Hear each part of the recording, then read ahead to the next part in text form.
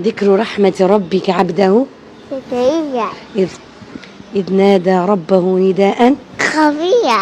বিস্ময়কর এই শিশুটির জন্ম হয়েছে কোরআনের হাফেজ হয়ে। কি অবাক হচ্ছেন? শুনতে অবাক লাগলেও আপনি ঠিকঠাকই শুনছেন। ছোট এই শিশুটি মায়ের গর্ভ থেকে কোরআনের হাফেজ হয়ে জন্মগ্রহণ করেছে, অর্থাৎ এই বাচ্চাটি জন্মগতভাবেই কোরআনের হাফেজ।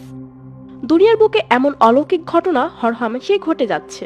কোথাও কোরআন পুড়িয়ে দেওয়া হচ্ছে, তো কোথাও জন্ম নিচ্ছে এমন শিশু যে কিনা জন্মগতভাবেই কোরআন ধারণ করছে মস্তিষ্কে। আল জাজিরার বাসিন্দা এই শিশুটির নাম ইয়াহিয়া। এই ভিডিও চিত্র ধারণের সময় যার বয়স ছিল 2 বছর। বয়স কম, কথা এখনো স্পষ্ট হয়ে ফোটেনি, তাতেও আল্লাহর কালাম শোনার সাথে সাথেই তিলাওয়াত করতে পারে ইয়াহিয়া। صحيح الأذكار المقدمة. الله لا إله إلا هو. يحيى يقظ رضي الله سورة محمد.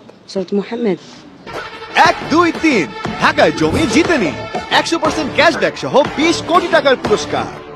এই শিশুর সামনে যদি কোনো সূরা তিলাওয়াত করা হয়, তাহলে এর পরের অংশটি নিজ থেকেই তিলাওয়াত করতে পারে শিশু ইয়াহিয়া। ذكر رحمة ربك عبده زكريا إذ نادى ربه نداء خفيا. শিশুটির মা জানান, এই শিশুটি গর্ভে থাকাকালীন এক ইঙ্গিতপূর্ণ স্বপ্ন দেখেছিলেন তিনি। সাহাবে ইকরাম তাকে একটি মুক্তা দিয়েছিলেন এবং তিনি সেই মুক্তাটি গ্রহণ করেছিলেন। একই সাথে আগত শিশুটির নাম যাতে ইয়াহিয়া রাখা হয় সে ব্যাপারেও স্বপ্নের নির্দেশ পেয়েছেন শিশুটির মা।